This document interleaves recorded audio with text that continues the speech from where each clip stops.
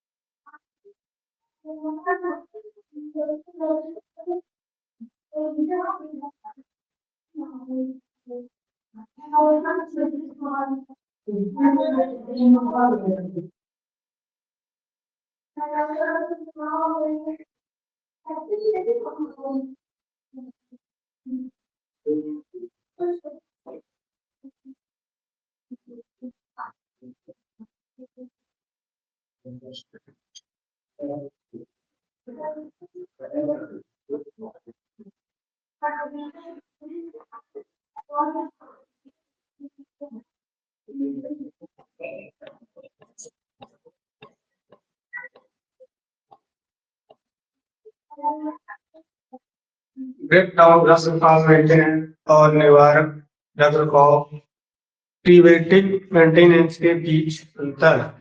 Break down रखरखाव number 1 रखरखाव के बाद ही किया जाता है।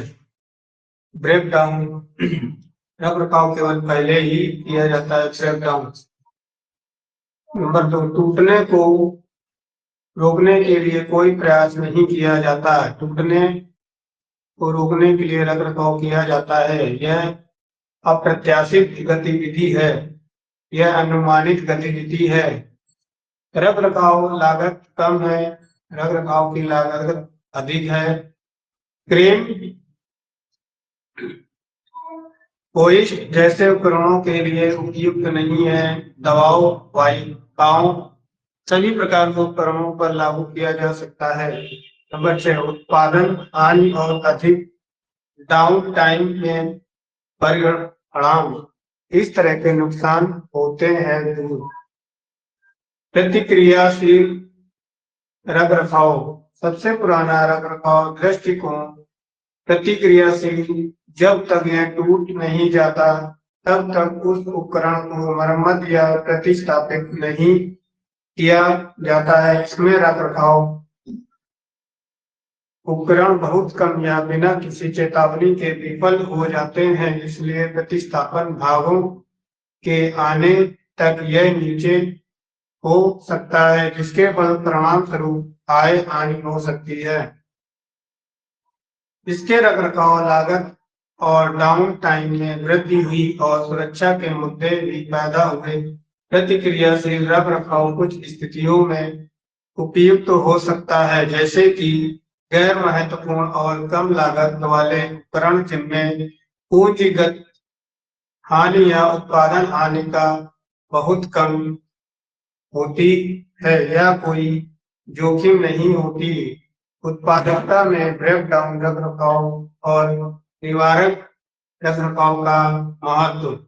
एक प्रभावी रखरखाव कार्यक्रम के महत्व को नजरअंदाज किया जा सकता है, क्योंकि यह दुबला विनिर्माण की प्रभावशीलता में कितनी महत्वपूर्ण भूमिका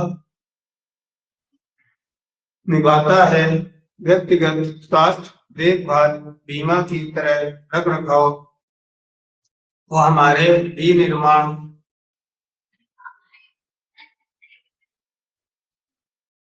संचालन व्यवसाय या सेवा संचालन की स्वास्थ्य देखभाल माना जा सकता है। यह नियमित रखरखाव की लागत बहुत कम होती है जब इसकी तुलना एक बड़े ब्रेकडाउन की लागत से की जाती है, जिस समय कोई उत्पादन नहीं होता है। रखरखाव का उद्देश्य नियमित मेंटेनेंस का महत्व यह सुनिश्चित करना है कि उत्पादन के लिए आवश्यक सभी उपकरण हर समय 100% दक्षता पर काम कर रहे हैं। छोटे दैनिक निरीक्षणों के माध्यम से सफाई चिकनाई और छोटे समायोजन करके छोटी समस्याओं का पता लगाया जा सकता है और उन्हें बड़ी समस्या बनने से पहले ठीक किया जा सकता है, जो उत्पादन लाइन को बंद कर सकता है। एक अच्छे रख रखाव मेंटेनेंस कार्यक्रम के लिए कंपनी की व्यापक भागीदारी और शीर्ष कार्यकारी से लेकर दुकान तक के कर्मचारियों तक के सभी समर्थन की आवश्यकता होती है।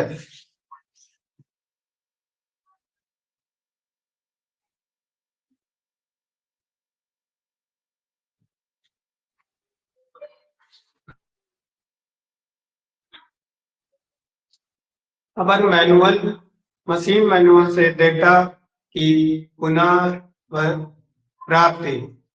मैनुअल एक अभिन्न और आवश्यक साहित्यिक भाग है जिसे ऑपरेटर को मशीन को संभालने और संचालित करने से पहले जानना होता है। यह असली निर्माता द्वारा मशीन की आपूर्ति के साथ प्रदान किया जाएगा। मैनुअल मशीन के बारे में सभी जानकारी प्रस्तुत करता है, जैसे मशीन का आकार, नियम और निर्माण विधि, सुरक्षा प्रक्रिया का पालन करना, संचालन प्रक्रिया और आवधिक रख रखाव मेंटेनेंस की आवश्यकता होती है। मशीन मैनुअल में आवश्यक बिजली आपूर्ति, उपयोग किए जाने वाले स्नेहक तेल की सुरक्षा, सावधानी, ग्रेड आदि के बारे में भी जानकारी दी जाएगी। उपयुक्त स्पेयर पार्ट्स की उपलब्धता और मैनुअल में लीडर आपूर्तिकर्ता का विवरण प्रदान करना होगा, अन्यथा किसी अन्य हिस्से का उपयोग नहीं किया जाएगा। सूट और मशीन खराब हो जाएगी। यदि मशीन के संचालन के दौरान कोई समस्या दोष उत्पन्न होता है तो हमें मैनुअल को देखना होगा और उसका पालन करना होगा। मैनुअल भी ब्रांड और प्रकार के उपकरण प्रदान करेगा जिसका उपयोग किया जा सकता है। उपयोग के आधार पर प्रतिस्थापित किए जाने वाले उपकरणों की समय अवधि, जीवन और किए जाने वाले समय समय पर निरीक्षण किया जाएगा। सामान्य मैनुअल में मशीन को चालू करने, मशीन के संचालन के तरीके और मशीन को रोकने से लेकर आपात स्थिति में मशीन को रोकने के लिए जानकारी प्रदान करने के लिए अब बात करते हैं निरीक्षण, इंस्पेक्शन।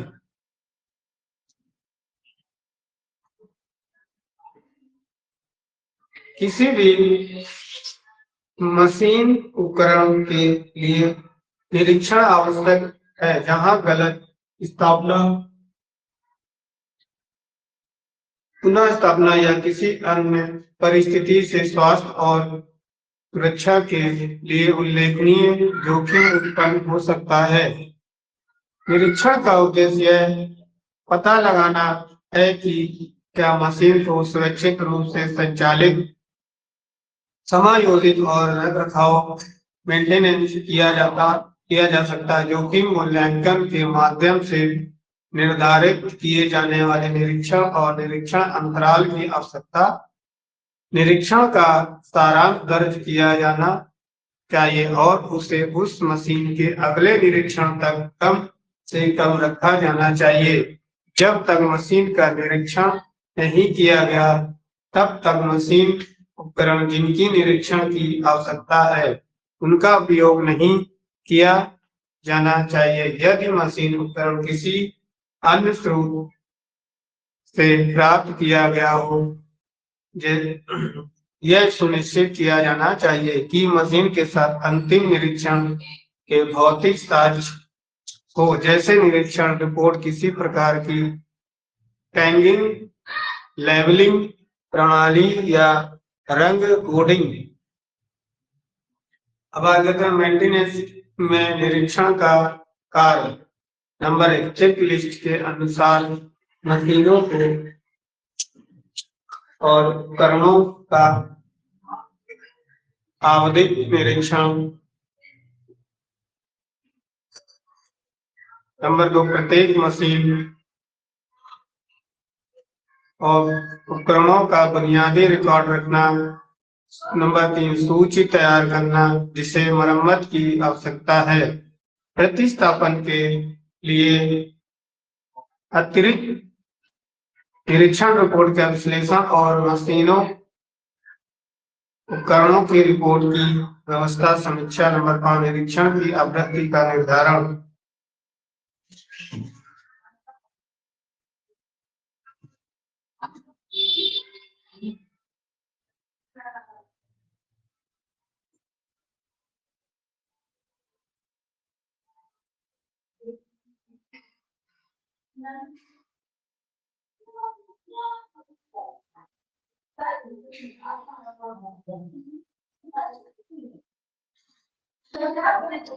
मैं आपको एक टेबल दी है, मशीन का नाम, मशीन के स्थान, मशीन संख्या, मॉडल नंबर, निम्नलिखित पदों का निरीक्षण करें और उपयुक्त का कॉलम में टिक करें और जांच करने वाली वस्तु, मशीन मैनुअल की उपलब्धता, सुरक्षा गार्ड, इंस्टॉलेशन, मशीन का स्तर, बेल्ट और उसका तनाव, असर ध्वनि, ड्राइविंग क्लच और ब्रेक, एक्सपोज्ड गियर, सभी गति में सभी फील्ड में काम करना, स्नेहन प्रणाली, शीतलक प्रणाली, फिसलने वाला भाग, यात्रा, सुरक्षा और सीमा शिद्दत निरंतर, उचित प्रकार में व्यवस्था, आपातकालीन बंद, अलार्म विशेषता, काम करने वाले उपकरणों की स्थिति, उपकरण धारण करने वाले उपकरणों की स्थिति, सहायक उपकरण और संलग्न की स्थिति, चिप संग्रह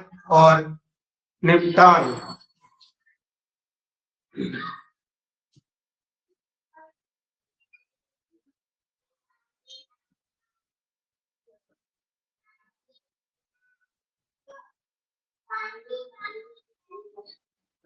एक दूसरी ये चार्ट या मशीनरी और उपकरण का इतिहास प्रपत्र, उपकरण का विवरण, निर्माता का पता, आपूर्तिकर्ता का पता, आदेश संख्या और तारीख, दिनांक जिस पर प्राप्त थी, जिस पर स्थापित और रखा गया, चालू करने की तिथि, आकार, लंबाई, चौड़ाई, ऊंचाई, वजन, लागत, मोटर बीमा, बियरिंग, पुर्जों, रिकॉर्ड, बेल्ट, विनिर्देश, स्नेह विवरण, प्रमुख मरम्मत और ओवरऑल तिथियों के साथ किया गया।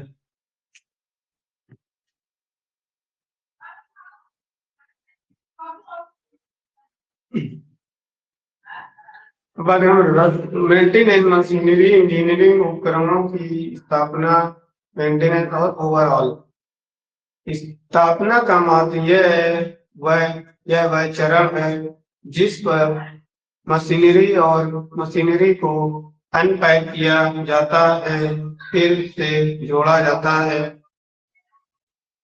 आवश्यक सेवाओं से जोड़ा जाता है और फिर उत्पादन में जाने पर चरम परिचालन दक्षता सुनिश्चित करने और काम करने के लिए पूरी तरह से परीक्षण किया जाता है।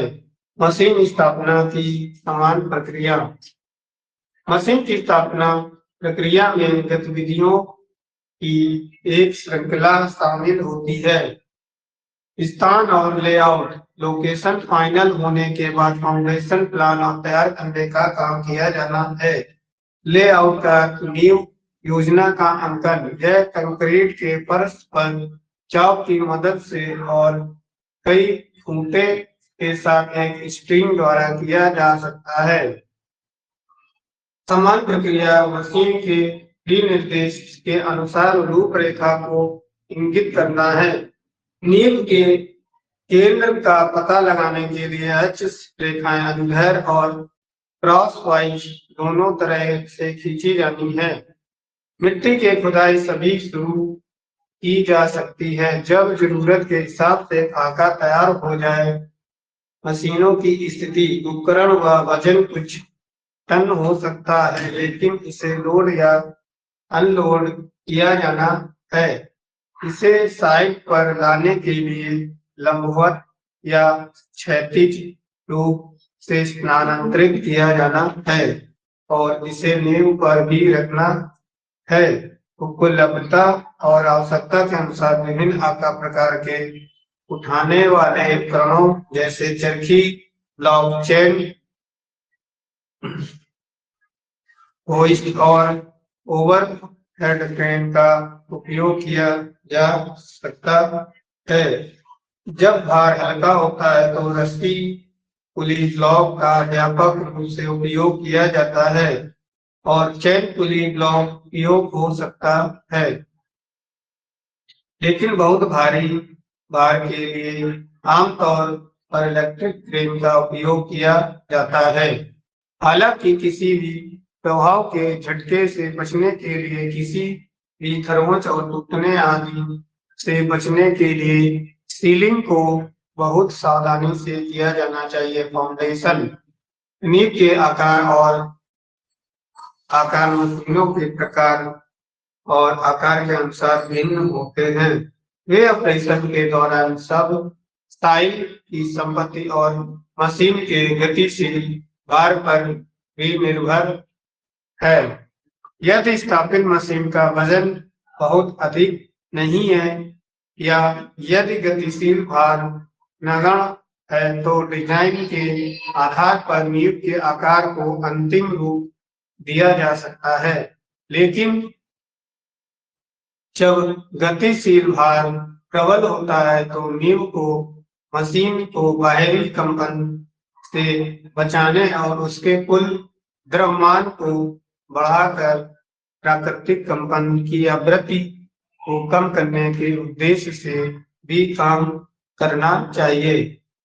जमीनी स्थिति मिट्टी की प्रकृति स्पष्ट रूप से एक महत्वपूर्ण मानदंड है। एक कठोर मिट्टी के लिए, एक समान मिट्टी के लिए एक कंक्रीट बेड के निर्माण में बहुत अधिक जटिलताएं नहीं होती हैं। निर्माता द्वारा आपूर्ति की गई नींव योजना पर विचार करना सबसे सरल है, लेकिन नरम और ढीली मिट्टी के लिए मशीन की नींव के लिए उचित गहराई वाले बड़े सतह क्षेत्र की आवश्यकता होती है।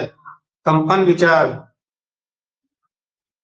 इमारतों या अन्य नींव के आसपास के हिस्सों में कंपन के संचरण से बचने के लिए उपकरण, नींव और जुड़ने वाली संरचना के बीच एक उपयुक्त अलगाव प्रदान करना आवश्यक है। आमतौर पर नींव के चारों ओर एक गैप बना रहता है और कंपन के ऐसे चरण संचरण से बचने के लिए रेत से भर दिया जाता है। रेत के अलावा किसी भी कंपन को अलग करने वाली सामग्री जैसे रबर, लेड शीट, फेल्ट आदि का भी प्रयोग किया जा सकता है।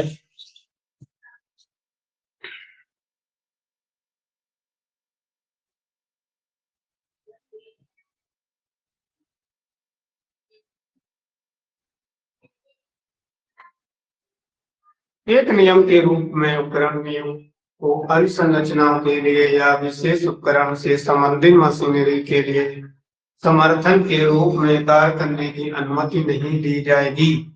प्रभाव प्रकार की मशीनों जैसे स्टैंपिंग प्रेस, ड्राफ्ट और फोर्जिंग हैमर को नींव के दौरान विशेष देखभाल की आवश्यकता होती है।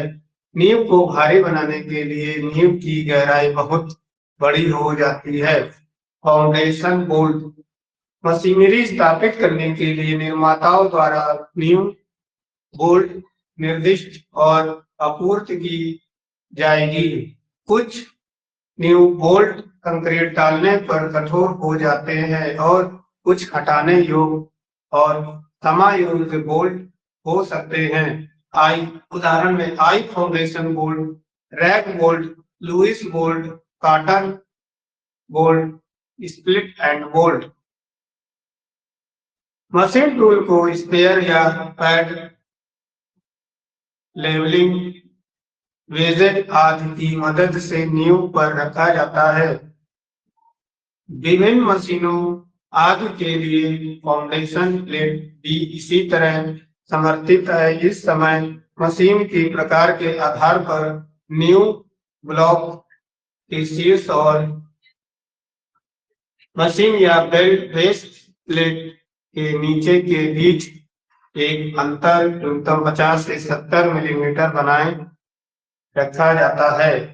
मशीन की स्थिति से पहले नींव के बोल्ट लगाए जाते हैं और मशीन के फाउंडिंग या बेस प्लेट पर दिए गए छेदों के माध्यम से अनुमानित नींव बोल्ट सिरों को सम्मिलित करके मशीन का सटीक स्थान निर्देशित किया जा सकता है। वाशर और नट्स को भी समायोजित करने के लिए बोल्ट सिरों को पर्याप्त रूप से प्रक्षेपित किया जाना चाहिए। लेबलिंग और संरेखण, जैसा कि पहले बताया गया है, लेबलिंग वेजेज सूज आदि को समतल करके किया जाता है। मशीन के भारी द्रव्यमान का क्षैतिज और मामूली ऊर्ध्वाधर आंदोलन पाइल रोल्स द्वारा किया जाता है। Straight edge, spiral level, dial indicator आदि आमतौर पर मशीन को लेवल करने के लिए उपयोगी उपकरण होते हैं। समतलन को अनुदैर्ध्य और अनुप्रस्थ दोनों दिशाओं में जांचना है।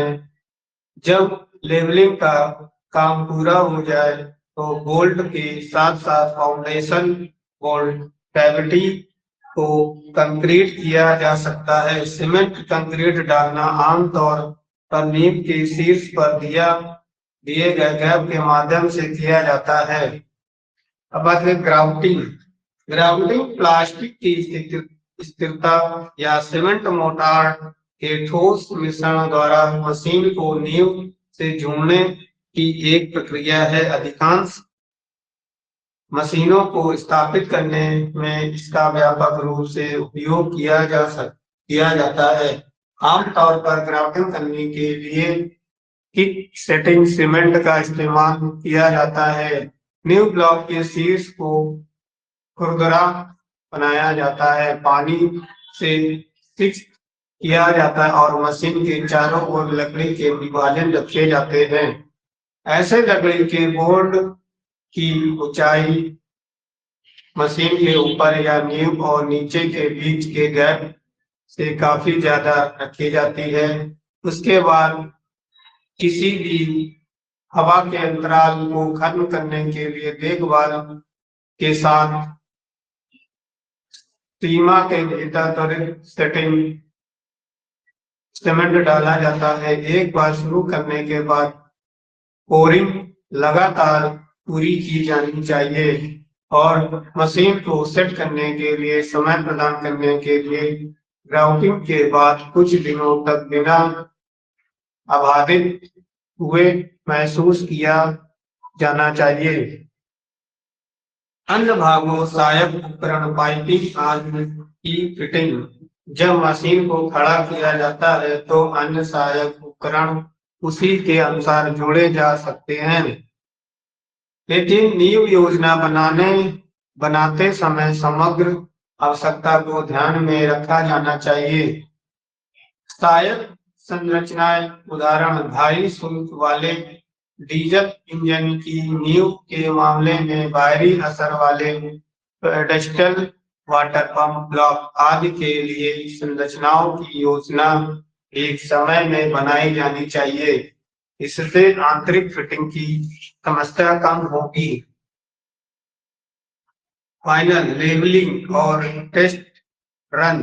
सटीक समतलन तभी किया जा सकता है जब कुछ दिनों के बाद ग्राउटिंग सेट हो जाए। इसके बाद मशीन को साफ करके समतल करना होता है। इस तरह के लेवलिंग में मामूली समायोजन शामिल है। जब भी लेवलिंग स्क्रू प्रदान किया जाता है और अंतिम स्तर को प्राप्त करने के लिए संचालित किया जा सकता है तो सब कुछ अब टेस्ट रन करने के लिए तैयार किया जाना चाहिए। परीक्षण की शैली मशीन से मशीन में भिन्न होगी। नंबर 4, चार्ट में दिखाई गई सटीकता फिर से तभी प्राप्त होगी जब मशीन को सही ढंग से खड़ा और समतल किया जाएगा। मेंटेनेंस, मशीन रख रखाव वह कार्य जो यांत्रिक संपत्तियों को न्यूनतम डाउन टाइम के साथ चालू रखता है। मशीन मेंटेनेंस में नियमित रूप से निर्धारित सेवा, नियमित जांच और अनुसूचित और आपातकालीन मरम्मत दोनों शामिल हो सकते हैं। इसमें खराब हो चुके या गलत संरेखित पुर्जों को बदलना या फिर से संरेखित करना भी शामिल है। इन रख रखाव गतिविधियों को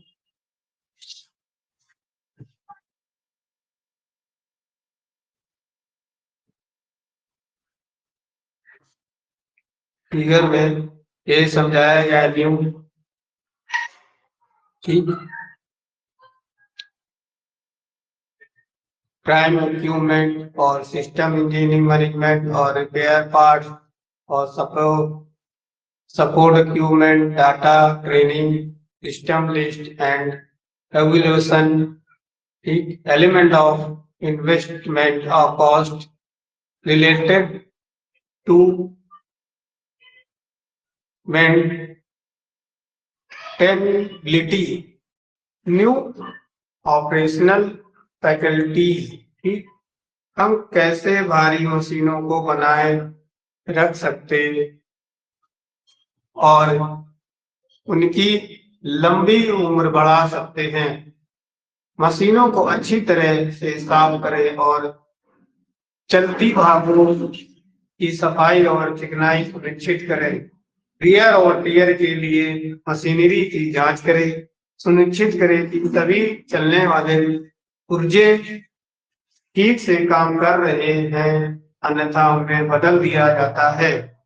सुनिश्चित करें कि पॉइंट, मशीन माउंटिंग बोल्ट सहित सभी बोल्ट और नट टाइट और प्रत्येक रख रखाव जांच के दौरान स्प्लिट पिन ठीक से खोले गए।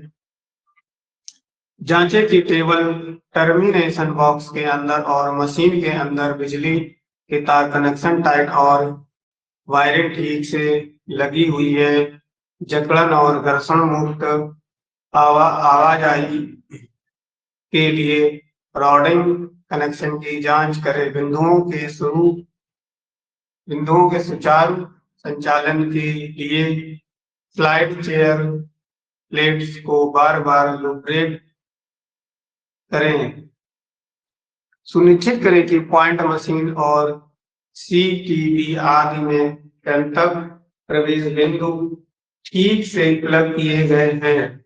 निर्माण के विनिर्देशों के अनुसार सभी चलने वाले भागों को चिकनाई वाले तेल ग्रीस के साथ लुब्रिकेट करें।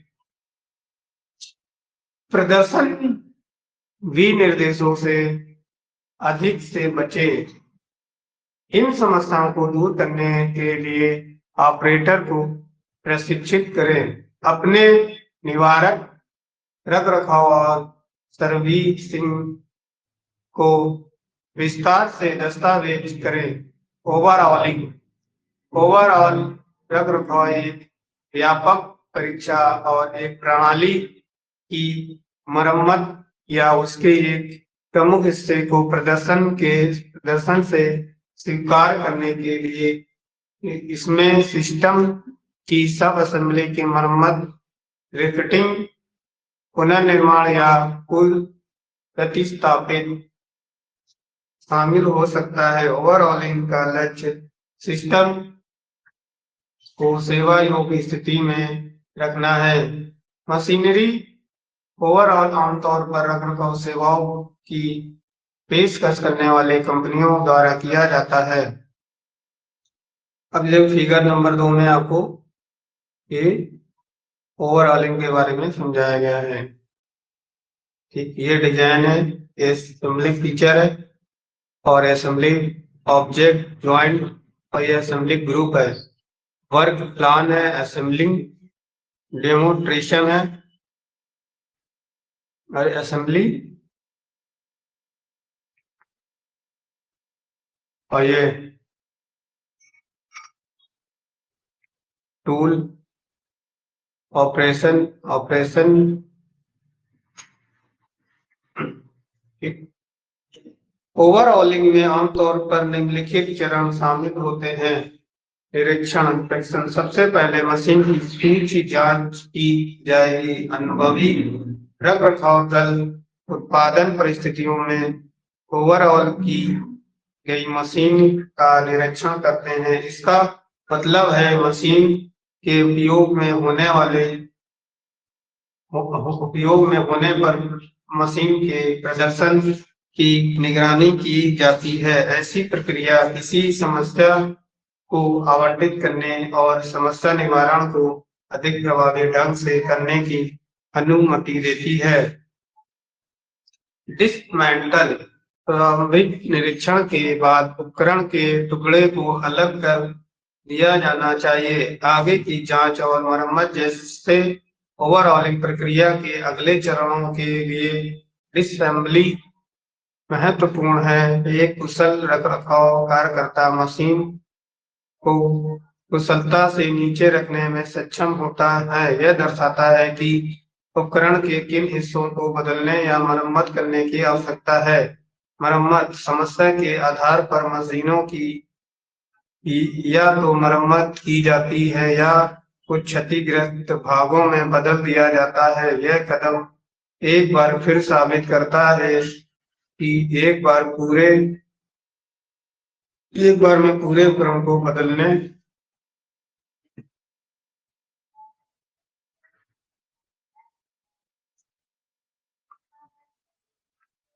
के विपरीत ओवरऑलिंग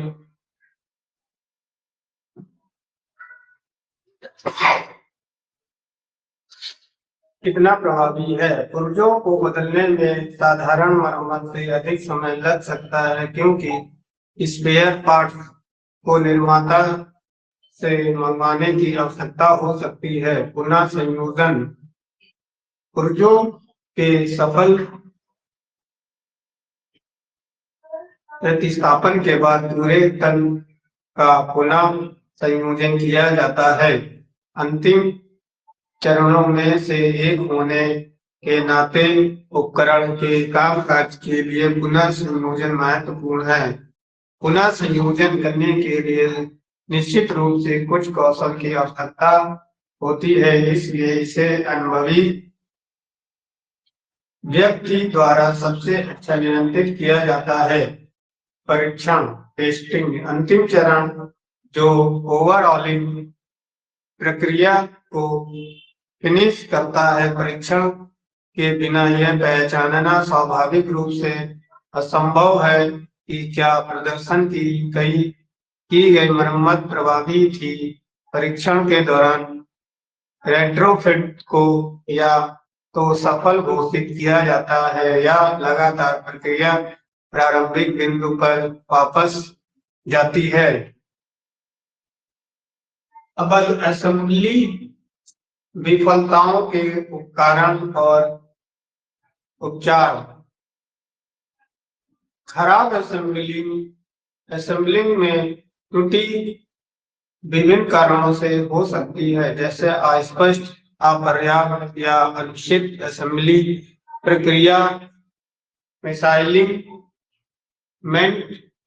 खराब कारीगर। कभी कभी विफलताएं सभा के दौरान कार्यकर्ताओं द्वारा की गई अनजाने में कोई त्रुटि के कारण भी होती। उदाहरण के लिए फटिग के कारण नट और स्टड असेंबली की विफलता, कसने के उद्देश्य के लिए उपयोग किए जाने वाले नट और टार्क को कसने के क्रम के बारे में जानकारी की कमी के कारण हो सकती है। ऐसी परिस्थितियों में किसी भी प्रकार के नट को ढीला करना जो बाहरी भार के अधीन होता है, थकान की विफलता का कारण बनेगा। खराब सेवा स्तर, एक इंजीनियरिंग घटक की विफलता उनके द्वारा अनुभव की गई सामान्य सेवा स्थिति के कारण हो सकती है, जिसके लिए उन्हें डिजाइन नहीं किया गया है। ये असामान्य सेवा शर्तें अत्यधिक उच्च लोडिंग दर, प्रतिकूल ऑक्सीडेविट संक्षारक, उच्च या निम्न तापमान स्थितियों पर क्षरणकारी वातावरण के लिए घटक के संपर्क के रूप में प्रकट हो सकती है, जिसके लिए इसे डिजाइन नहीं किया गया है। उपभोक्ता पर सेवा शर्तों में किसी भी असमानता का योगदान केवल डिजाइन, निर्माण और सेवा के दौरान उनके द्वारा अनुभव की गई स्थिति के साथ विफल घटकों की सामग्री की संगतता के बारे में गहन जांच के बाद ही स्थापित किया जा सकता है। कच्चे मटेरियल का वजन सैद्धांतिक रूप से सामग्री के वजन की गणना करें, सामग्री की मात्रा की गणना करें और मटेरियल के घनत्व से गुणा करें। यह आपको आवश्यक कच्चे माल का सटीक वजन देता है। वजन की गणना करते समय अंतिम आयाम पर विचार न करें। हमेशा मशीनिंग और अन्य ऑपरेशन के लिए प्लस साइज पर विचार करें। असेंबली संचालन की लागत ड्रिलिंग, मशीनिंग और बोरिंग जैसे प्लगिंग पर किए जाने वाले प्रत्येक ऑपरेशन को तय करें। प्रक्रिया का चयन करते समय संचालन के क्रम का ध्यान रखें, क्योंकि यह लागत पर बहुत मायने रखता है। आपको मशीन के सभी कारकों को ध्यान में रखते हुए विशेष ऑपरेशन के लिए आवश्यक समय आवंटित करने की आवश्यकता है। मशीन की कीमत मूल्यह्रास और खपत की गई बिजली की लागत के आधार पर आपको प्रति घंटे चलने वाली मशीन की लागत को अंतिम रूप देना होगा। अब विशेष ऑपरेशन और मशीन चलाने की लागत घंटा के लिए आवश्यक समय गुणा करें। उपकरण लागत श्रम की लागत प्रत्येक टुकड़े के लिए युक्त किए गए कुल कार्य समय की गणना करें और श्रम को भुगतान करने के लिए कुल लागत की गणना करें। दुर्घटना जोखिम अस्वीकृति लागत, क्योंकि फ्लैंज का निर्माण एक मैनुअल प्रक्रिया है, मटेरियल की अस्वीकृति की संभावना हो सकती है, इसलिए इस लागत पर विचार किया जाना चाहिए। सरल विधि यह है कि थोक में 100 मात्रा का निर्माण करते समय एक टुकड़ा की दर जोड़ देते हैं। पैकेजिंग और हैंडलिंग लागत आमतौर पर मूल लागत का 2% लाभ, मूल लागत का लगभग 5 से 15%, व्यवस्थापन और मूल्यह्रास लागत। असेंबली तकनीकी मशीन शॉप असेंबली में घटकों को एक साथ सुरक्षित करने के लिए विभिन्न तरीकों का उपयोग किया जाता। कुछ तरीके हैं डबलिंग, पिनिंग,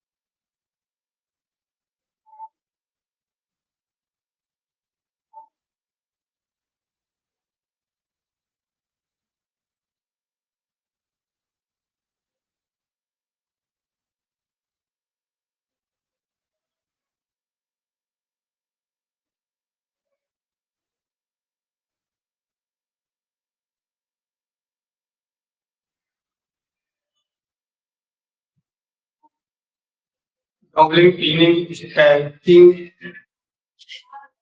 ब्रासिंग, हार्ड सोल्डरिंग, असंजक का उपयोग।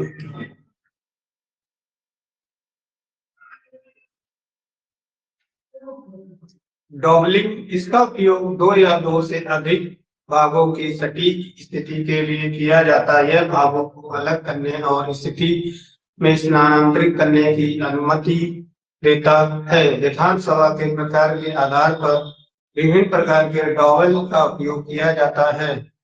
ये देखिए फिगर नंबर में आपको ये dowel cutting screw dowel pin दी हुई है। ठीक है, डॉवल किए गए घटकों को हमेशा असेंबलिंग में बनाए रखने वाले स्क्रू के साथ फिट किया जाता है। पिनिंग, यह घटकों के एक साथ ढूंढने और सुरक्षित करने की एक विधि भी है। पिन विभिन्न प्रकार के होते, समांतर पिन, इन्हें रीमेड होल में डॉवल की तरह फिट किया जाता है और एक रिटेनिंग रिंग द्वारा स्थिति में रखा जाता है। ये देखिए फिगर नंबर 2 में आपको समांतर पिन का इस्तेमाल करके दिखाया गया। ये देखिए कॉटर पिन,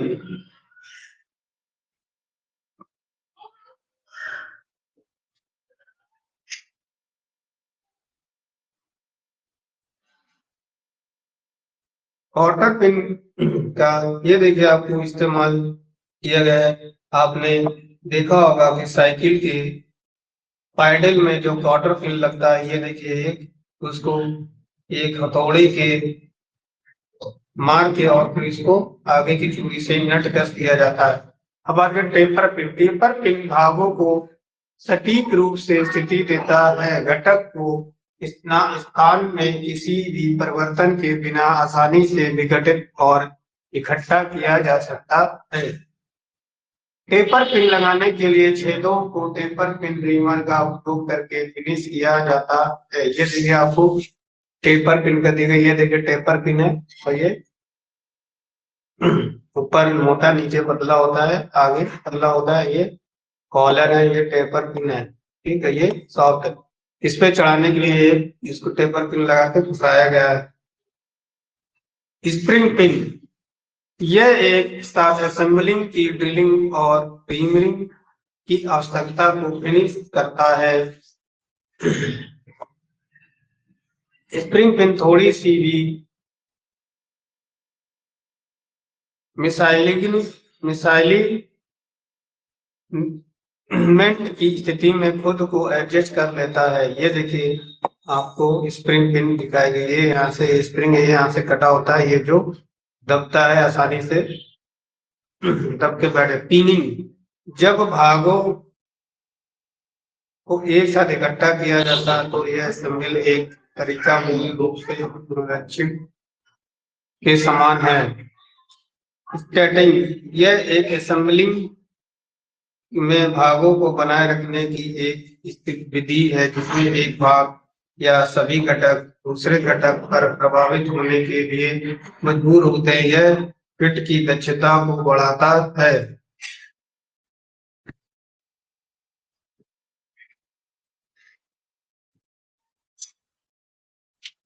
ब्रेजिंग और हार्ड सोल्डरिंग, यह शामिल होने वाली सतह के बीच अलौह धातु की परत का उपयोग करके धातुओं को मिलाने की एक प्रक्रिया है। ब्राइजिंग के लिए प्रयुक्त मिश्र धातु को स्प्लेटर के रूप में जाना जाता है। चिपकने वाले पदार्थ, आमतौर पर उपयोग किए जाने वाले हेड रिसीविंग एपॉक्सी चिपकने वाले होते हैं। ये चिपकने वाली सामग्री को इकट्ठा करने के बीच एक मजबूत बंधन देता है। यह बंधन माध्यम नमी या गर्मी से प्रभावित नहीं होते। इसकी आपूर्ति आमतौर पर 2 कंटेनरों ट्यूबों में की जाती है, एक रेसिन और दूसरा हार्डनर है।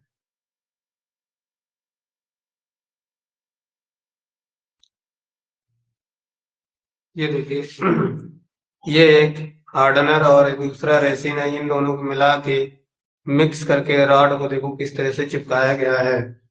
थ्रेडेड ज्वाइंटर, बोल्ट या नट, ये आमतौर पर 2 भागों को एक साथ जकड़ने के लिए उपयोग किए जाते हैं। जब बोल्ट और नट का उपयोग किया जाता है तब यदि थ्रेड स्प्लिट कर ली जाती है तो एक नए बोल्ट और नट का उपयोग किया जाता है, लेकिन घटक में सीधे लगे पेच के मामले में जब थ्रेड क्षतिग्रस्त हो जाते हैं तो घटक को व्यापक मरम्मत या प्रतिस्थापन की आवश्यकता होती है। उपयोग के प्रकार के आधार पर विभिन्न प्रकार के बोल्ट का उपयोग किया जाता है।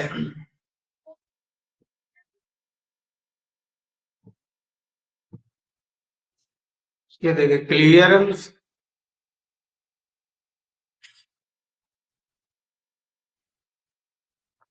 होल के साथ बोल्ट।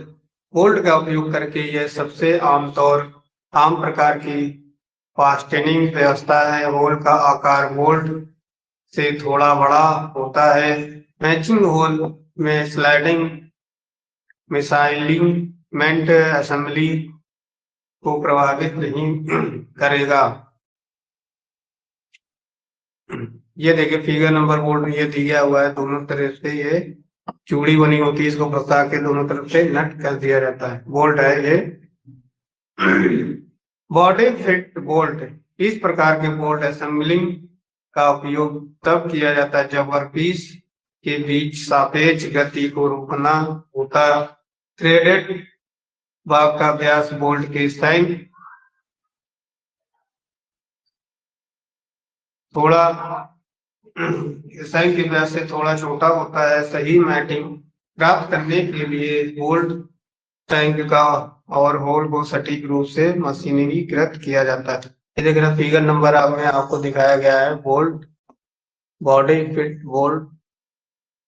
ठीक, एंटी फटिंग बोल्ट, इस प्रकार के बोल्ट का उपयोग तब किया जाता है जब असेंबली लगातार लोड की स्थिति को वैकल्पिक करने के अधीन होती है। इस इंजन असेंबली में कनेक्टिंग रॉड भी एड इस एप्लीकेशन के उदाहरण है। संयुक्त का व्यास कुछ स्थानों पर होल के संपर्क में होता है और अन्य भागों को मंजूरी देने के लिए क्लीयरेंस दी जाती है। नंबर 4 में ये देखिए एंटी फटिंग बोल्ट दिया हुआ है। अब बात करते हैं स्टड। स्टड का उपयोग असेंबलियों में किया जाता है जिन्हें बार बार अलग करना होता है। जब अत्यधिक कस दिया जाता है तो ये थ्रेड पिच की भिन्नता महीन थ्रेड या नट को स्ट्रिप करने की अनुमति दी जाती है। कास्टिंग को नुकसान से बचाता है। ये देखिए स्टड आपका दिया हुआ है, इस तरह का स्टड होता है, दोनों तरफ चूड़ी बनी होती है। ठीक, BAIS के अनुसार बोल्टों को पदनाम विनिर्देश हेक्सागोनल हेड बोल्ट को भारतीय मानक के नाम थ्रेड के आकार, सांकेतिक लंबाई, गुण श्रेणी और संख्या द्वारा नामित किया जाएगा।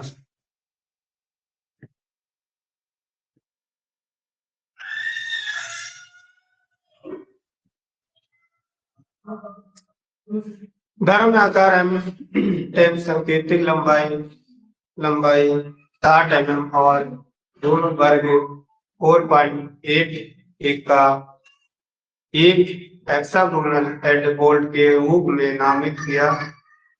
Hexagonal bolt head bolt M10 × 60 - 4.8 है। गुण वर्ग के बारे में स्पष्टीकरण निर्देश 4.8 का हिस्सा गुण वर्ग यांत्रिक गुण को इंगित करता है। इस मामले में यह न्यूनतम तन्यता ताकत 40 kgf/mm² के साथ स्टील का बना होता है और न्यूनतम यील्ड तनाव से न्यूनतम तन्य शक्ति 0.8 का अनुपात होता है। बेलनाकार और टेपर पिन। बेलनाकार और टेपर असेंबली के लिए होल की स्थिति का पता लगाना जब भी वे विघटित और इकट्ठे होते हैं। बेलनाकार घटकों को इकट्ठा करना उदाहरण पहियों, गियर, लीवर, क्रैंक आदि से सॉफ्ट तक।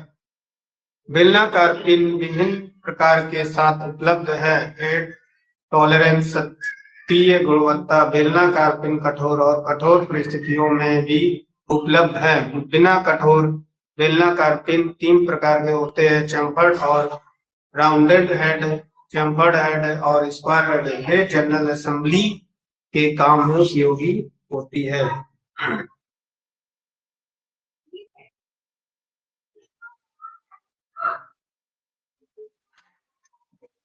ये देखिए चैम्फर्ड हेड राउंड है, आपको चैम्फर्ड के बारे में बताया गया है। और स्क्वायर हेड कठोर बेलनाकार पिन उच्च ग्रेड स्टील से बने होते हैं और ग्राइंडिंग के द्वारा फिनिश हो जाते हैं। ये पिन उच्च स्टीयरिंग बल का सामना कर सकते हैं। इन पिनों का उपयोग जिग और फिक्चर और अन्य उपकरण बनाने के कार्यों जैसे सटीक संयोजन में किया जाता है। ठीक, ये देखिए फिगर नंबर आपको 4 में बताया गया है। टूल असेंबलियों में भागों में स्क्रू या बोल्ट द्वारा फिक्स किया जाएगा तथा बेलनाकार पिन के योग द्वारा स्थापित करते हैं। ये देखो फिगर नंबर 5 में आपको बोल्ट, एक इंटरनल बोल्ट के screw, cylindrical pin, dowel pin के बारे में देखो। सिलिंड्रिकल पिन है और डॉवल पिन के बारे में देखा। स्क्रू देखो लगाया गया।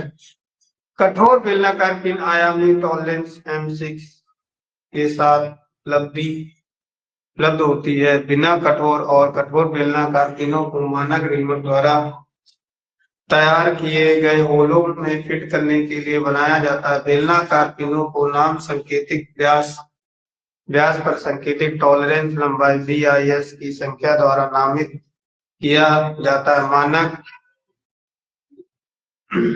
टेपर पिन असेंबली कार्य में विभिन्न प्रकार के टेपर पिन का उपयोग किया जाता है। टेपर पिन स्थान की सटीक प्रकृति की को विक्षुब्ध किए बिना घटकों के बार बार विखंडन और असेंबलिंग की अनुमति देता है। उनका उपयोग छोटे टावर को संचारित करने के लिए किया जाता है। ये देखिए टेपर पिन कई सारे आपको दिए गए हैं। ये देखिए आपको टेपर पिन 3 प्रकार के फिगर होते हैं। ये देखिए टेपर पिन 3 प्रकार के दिए गए हैं, ABC।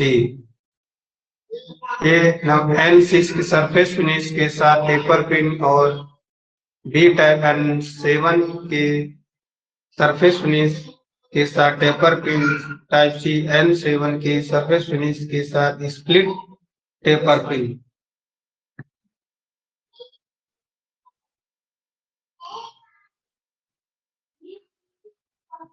ठीक, सभी टेपर पिन 1/5 का टेपर होता है और H10 के डायमेंशनल टॉलरेंस के भीतर फिनिश होता है। टेपर पिन टाइप A और B असेंबली को और टाइप C को देखो 8 नंबर। ये देखो तो प्रेस ड्राइव आउट, मतलब ये प्रेस किया गया और ये 9 जो है दिया गया है टाइप C।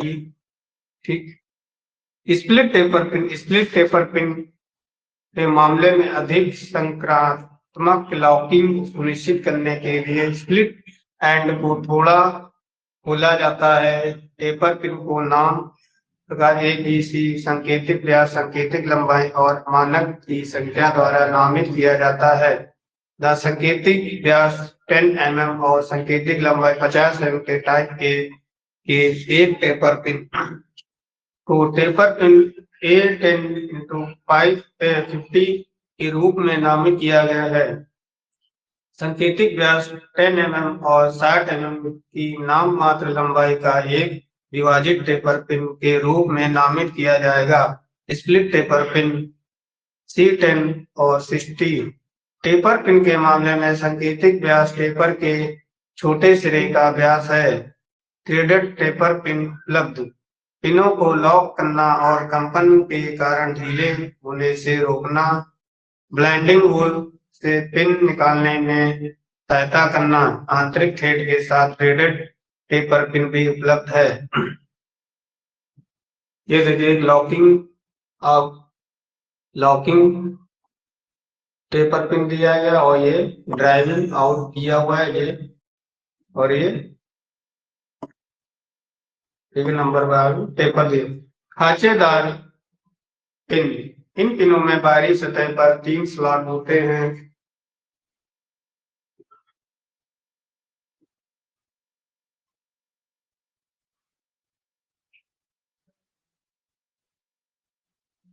खांचे स्लॉट के किनारे बाहर निकलते हैं। जिन होलों में स्लाइडेड पिन का उपयोग किया जाता है उन्हें रीमिंग करके फिनिश किया जाता है। यह ग्रोव्ड पिन स्ट्रेट और टेपर पिन के रूप में उपलब्ध है। इसका उपयोग असेंबलियों में किया जाता है जिन्हें बार बार तोड़ा नहीं जाता है, जहां उच्च सटीकता की आवश्यकता नहीं होती। घटकों को शामिल करने वाले असेंबली में हेड के साथ ग्रुप पिन का उपयोग किया जाता है। आज की क्लास में समाप्त होती है।